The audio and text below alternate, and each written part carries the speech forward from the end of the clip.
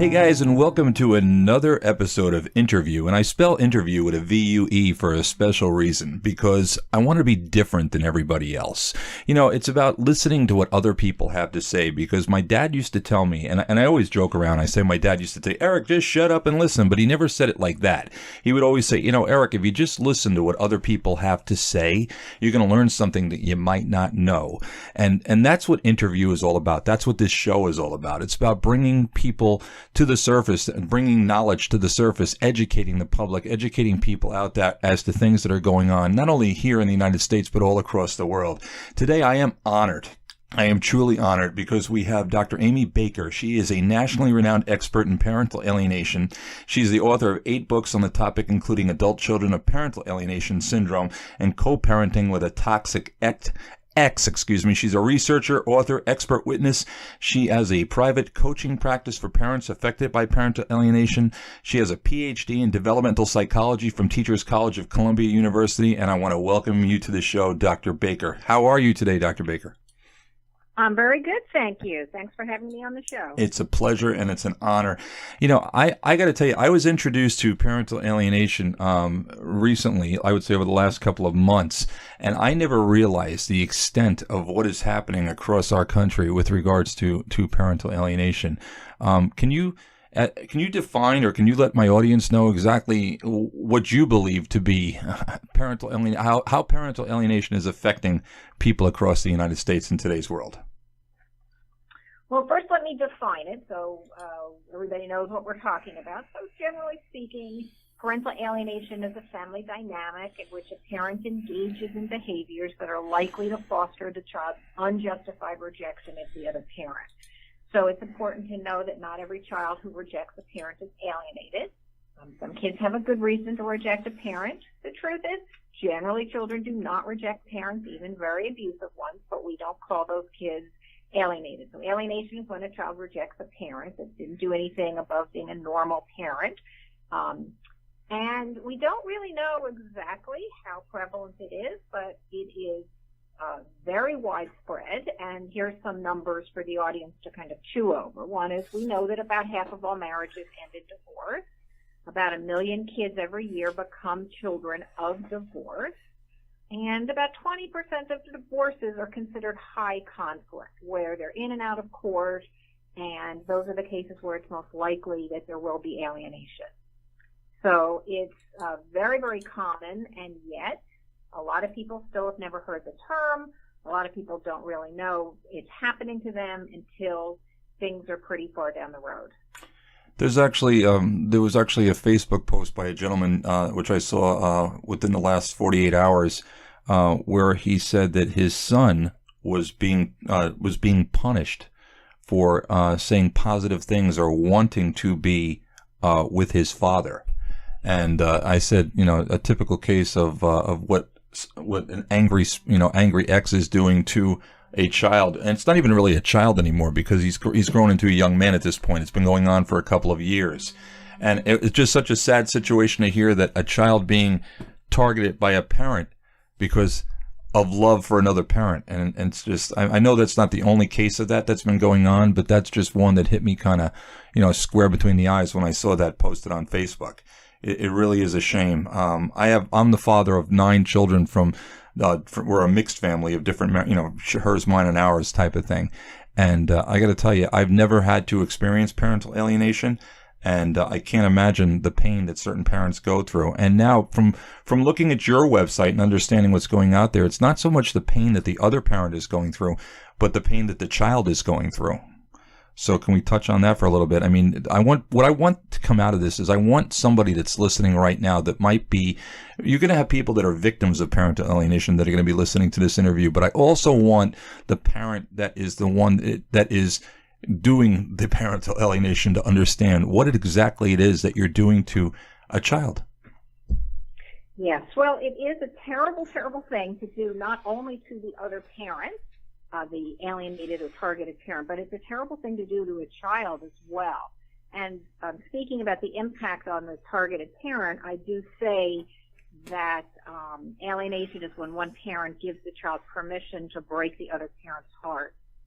And short of the death of a child, knowing your child is alive and well, but out there in the world it refusing to see you is truly one of the worst things that can happen. But in terms of the impact on the child, it is now fairly well established through my own research mostly, but others as well, that alienation is associated with a host of long-term negative outcomes for kids. That really, it's bad in the short run because the child is losing out on a relationship with another parent, and it's bad in the long run and is associated with depression and low self-esteem and difficulties trusting people and difficulties becoming self-sufficient and anxiety and a host of psychological symptoms, and the list goes on. Do you think that the parent that's doing this, that's causing the parental alienation to be real, if you want to call it that? Do you think that parent, are they so engulfed in their own hate for the other person that they don't realize what they're doing to a child, or they don't realize what they're doing? So there isn't just one alienating parent prototype. So I think that there are these patterns of alienation. So there are some alienating parents that are doing this out of anger. You don't want me, well, you can't have the kid. So there's that kind of scenario. And then there are the people who can't be alone. Right. And really just can't tolerate their children having a good relationship with anybody else because it makes them feel inadequate and lonely. So there's different reasons why people engage in alienation. I don't think, there are some who are very, very conscious and basically are saying, I'm going to make your life misery, and I'm going to hurt the kids, and I'm going to turn the kids against you, and you're not going to be able to stop me. But there's other people who do it who really aren't aware of what they're doing. So it's not like there's just one type of alienator, but what they share, what most alienating parents share, is an inability to recognize that the other parent has value to the kids. So let's say I'm going to be an alienating parent and my husband left me, and I then devalue him because if he left me, that's threatening for me to think that he's a good guy, so I have to devalue him so I don't feel too vulnerable and pathetic that this person left me. And then what happens is I then no longer can see that even though I think this guy doesn't have any value for me, I can't see that he might still have value for the kid. So that's the thing that alienating parents share, is once they devalue the other parent, they don't have the ability to separate their needs from the needs of their kids. Absolutely. And it's that makes it almost impossible to change their behavior. You think, in your definition of parental alienation, should parental alienation be considered a crime? Well, it's a form of emotional abuse. That is very clear. So I'm not so interested in criminalizing it as I am in stopping it, as I'm interested in stopping all forms of child abuse. Gotcha. And, a parent who beats a child or molests a child, the vast majority of time, even when kids are removed from dangerous homes and put in foster care, those parents aren't, sent to jail. They're given help so that they can change their behavior and get their kids back. So I'm not really a fan of criminalizing it, but I think it needs to be recognized for what it is, which is a serious form of abuse, and the parents need to change their behavior. Even if they can't change their underlying psychic structure or the structure of their personality, they need to change their behavior. I agree. My daughter is one of my daughters is a CPS investigator in New York City, and she's heard me do interviews and talk about parental alienation, and she said it's amazing how rampant parental alienation is. I mean, but my question would be, if somebody, let's say, would to be, people call CPS for all sorts of various reasons to report child abuse. I wonder what it would be like if the CPS line started getting phone calls saying that, child abuse due to parental alienation. I wonder how the governmental systems would handle something like that. You're right. People need help and in the counseling and everything like that. And it's just a shame that it's got to be the way it is right now. Like I said, across the country, I know of stories, true stories, where I have parents have there was actually a case where a mother actually was finally lost custody of a child. And after battling, keep doing the parental alienation thing and finally battling it and battling it and battling it, and she lost custody. And she was to turn over custody to the father. And she said she just wanted to go home for a moment and to be able to get some things together, to be able to, turn the child over to the father. And the father knew right away there was going to be a situation. And when he showed up at the house, he heard gunshots, and she killed the child. She actually killed the child. Oh, yeah. Yeah, she killed the child. And so people, if you're listening out there, this is, either you could be putting a bullet into your child, or you could be, doing damage to your child, emotionally as well. So either way, it's wrong. The one beautiful thing I like about Amy Baker and her website here, which is Amy J. Baker, Amy J. .com, is the books that she's written. And the way that you have them in order, I love it, because it's like the first thing is co-parenting with a toxic ex, what to do when your ex-spouse tries to turn your kids against you. So my question is that we've established the fact that parental alienation exists. We've established the fact that the different types of parental alienation that's out there. So what do you do? What do you do when you're that father or that mother and you have a toxic ex and the spouse is turning your kid against you? What do you do? What would be, let's say, a step to take in the right direction? Well, there's many, many, many steps. So it begins with, first and foremost, looking at yourself to make sure that your kids aren't rejecting you because of something you've done. Sadly, a lot of people think they're victims of alienation, and really, it's not exactly alienation, and it is important to see, am I doing something that's antagonizing my ex? Have I done something that hurts my kids? So that would be the first thing I would say, is look at yourselves. The second thing is to start to get your documents together. I do recommend that people get a binder, and they have a tab in the binder for each of the 17 primary parental alienation strategies, and to start to organize your experiences by that binder and see which strategies is my kid being exposed to, which are the ones that seem to be affecting him or her. So you do have to become an educated consumer of alienation theory. So there are these 17 behaviors, and a lot of people conflate alienation with bad-mouthing. And the parent might say, I've never bad-mouthed my ex, so I can't be an alienator. Well, guess what? You might have done the other 16, and you are an alienator, even if you didn't bad-mouth the other parent. So once, let's say you've done both of those things, you have a pretty good sense that you are, in fact, dealing with alienation. The next thing is to learn about the strategies in the co-parenting book. And the book really is about parenting when the other parent is trying to turn your kids against you. It's not so much about dealing with the other parent. But what happens in alienation cases is that let's say the child is still going back and forth. So you send your kid to the other parent's house, and you had a good relationship when you left them. They come back, and they're very, very angry. Maybe your kid's calling you by your first name, or saying, I don't need to listen to you, the other parent's the only parent who I have to listen to. Or maybe that kid says, don't come to my baseball games anymore. I don't want you at my birthday party. Does something that demeans and frustrates and humiliates the parent. It's very easy for targeted parents to take the bait. And by that, I mean either react to your kid with anger and conflict, so the kid thinks, yeah, Dad's right. All I do with Mom is fight with her, right? Or, yeah, Mom's right. Dad is a monster. Or react to the alienation with despair, becoming demoralized, passive, depressed, and sort of giving up. And then the kid thinks again, yeah, that other parent's right. This parent has nothing to offer. They've given up on the relationship. So the twin demons of alienation is being overly reactive or becoming depressed and giving up. And there's a series of strategies that are presented in the co-parenting book that teach parents, when your kid does X, try Y instead. And let me just give you an example, because this might be a little abstract.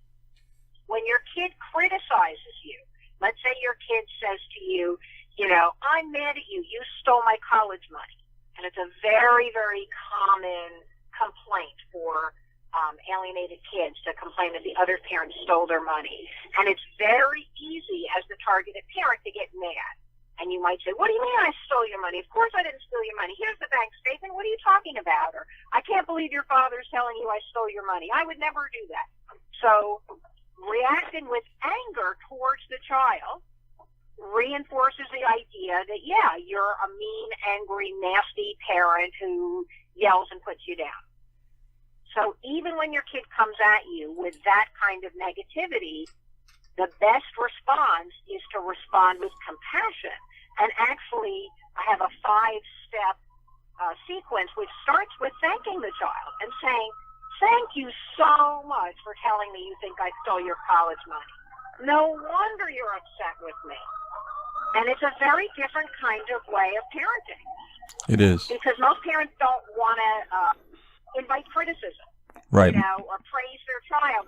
But I teach parents to say, kid, it's really easy to complain about somebody behind their back. I'm so proud of you that you came to me with your concern, because then we can look at it together. That's a great, because the truth is, when your kid stops complaining, you don't have a relationship, right? I like that. When your kid stops complaining, you don't have a and you know what? It's and parents, especially a parent that is going through a divorce or a battle like that, you're going to react in an angry manner. So and I like it. It's great advice. And you know what? To think there's 17 steps, or even with the 17 in addition to an additional 5. The fact is, I think there's a lot of people out there that are dealing with parental alienation, dealing with a situation similar to this. And the binder idea I love, because it's like, people will sit back and they'll go, oh, I'm the victim of parental alienation, and they join together in groups and they talk amongst themselves and they put their stories out there. But to be able to have a roadmap, all right, from someone that knows, such as yourself, that can put together a step program to be able to coach. And this is what I want my listeners to hear, the concept of coaching. Life coach, to say that there's a lot of life coaches out there, there's people out there, there's counselors out there that people talk to. When you think of a specific niche or a topic, such as parental alienation or dealing with a toxic ex, and you have someone like Dr. Baker that comes along and says, hey, wait a second, I have something to show you. I have a way of being able to deal with this in a logical manner rather than an illogical manner, which I think a lot of us, when we're upset and feeling down, we tend to do things that are not logical. And this definitely, with the binder idea, is great. Absolutely fabulous idea. The book is called Co-Parenting with a Toxic Ex. And like I said before, the website, amyjlbaker.com. But I want to continue here, because one of the other books, which I find really amazing, is the fact that a lot of times when we talk about parental alienation, we see the picture in the back of our mind of the young children getting out of the car, carrying a doll, or carrying a baseball bat, or carrying a baseball mitt, or just a young child. Let's stop and think for a second. Let's talk about adult children of parental alienation and what happens to those. Now, I know the book is titled Adult Children of Parental Alienation, Breaking the Ties That Bind. And the question is, do these children ever figure it out and reconcile with the lost parent? So can you touch a little bit on that? The adult child. Let's talk about the adult child that's now moved on with their life. And I know of some situations like that that's going on with people right now where the child is not reconciled. But what do you have to say about that, Dr. Baker? What about the adult child of in a situation like this? Well, that was the main question that I wanted to answer in my first book. Do these kids ever grow up and figure it out? And this is vital because, first of all, there are some people who don't know what's happening until their kid's over 18 and they can't go to court. And not everybody can afford to go to court. It can be a very, very costly, time-consuming process to fight this in court. And a lot of people just don't have that benefit, and they do have the idea that if they don't get to court and solve this problem, once their kid turns 18, it's like it's over. They're never going to see their kids again. And I definitely wanted to see, is that true? So that was the question of my first study. Do these kids ever, on their own, absent court intervention, figure out what happened? And then I wanted to know also, if that's true, if some kids do spontaneously figure it out, what was the catalyst? Did they just wake up one day and say, holy cow, I think I've been manipulated. I don't think Dad is such a monster. I don't think Mom is so horrible. Let me check this other parent out.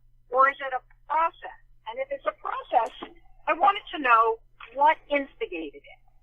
And then the third research question of that first study was, for the kids who figure it out, what did they think this experience did to them?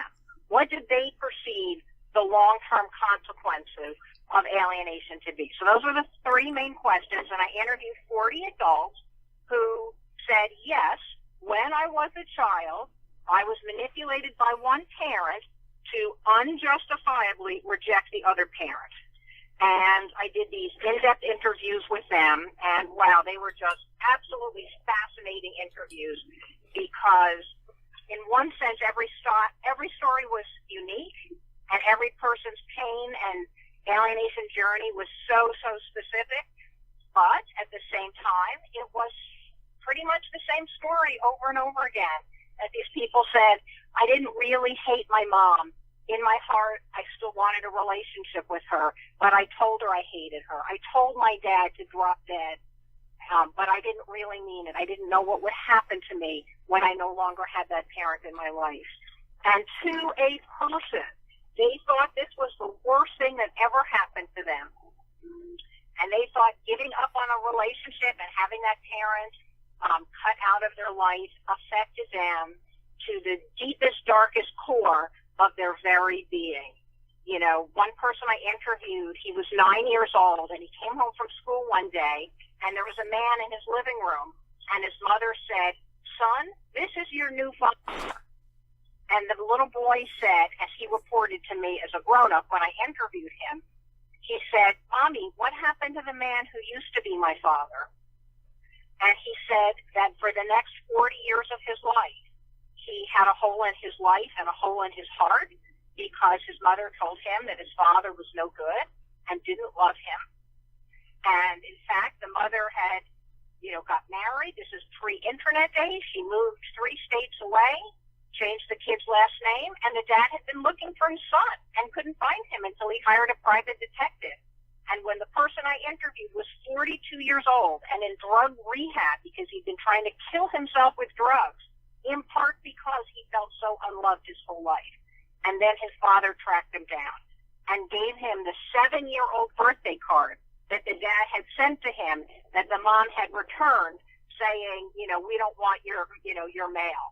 And the 42-year-old man was handed his birthday card, as the 7-year-old birthday card that his father had wanted to give to him. And he said it was the most meaningful moment in his whole life, that for the first time he felt that, yes, maybe his father did actually love him. It's But go ahead, I'm you sorry. can never go back in time. You can't undo the 40 years of thinking, that he was inadequate and unloved. Right. There's a title of a book there. What happened to the man that used to be my daddy? I could not agree more. I wish I could have named the book that. There you go. Because I never forgot it. It's chilling. There's a man out there very public in his life with regards to parental alienation by the name of Michael Lazarin, and Michael's daughter Audrey Potts. It's a whole story in itself, but she committed suicide. And he'll talk about how he spent years simply trying to locate his daughter's grave because her ex would not. First off, there was a custody question and who was the father, but he raised this young girl. So to him, it was his daughter. He didn't even know where they had buried her, and he searched and searched and searched and finally found the gravesite. The Netflix had tried to turn it into a recent movie with regards to they took it away from being a parental alienation type thing and they put it into a lesbian activity. They did it for TV for entertainment purposes, and he fought against Netflix. One man, showing that one man can definitely make a difference when you're motivated by the passion, of love for a child, and the loss that he suffered, and the whole world suffered because of Audrey's suicide. She was, it's a whole story in itself. But when you talk about a child, now an adult, and having that hole in their life, I have to say that I'm grateful at this point that person is still alive, because a lot of them don't make it that far.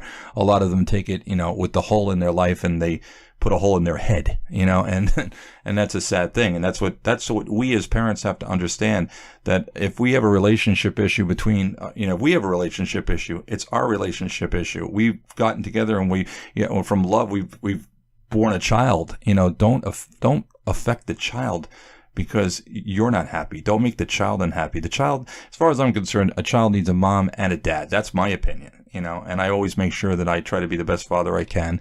And my exes make sure that they're the, you know, we don't talk bad about each other, and everything's fine. And I know there's a lot out there that's not like that, and that's a shame that it's got to be that way.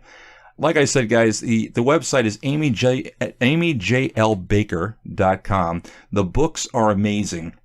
This is and I'm going to call it this is the ultimate library, all right, for first off, for the understanding of PAS, of parental alienation syndrome, with regards to dealing with the toxic ex. One of the books that caught my attention is Getting Through My Parents' Divorce, a workbook for children coping with divorce, parental alienation, and loyalty conflicts.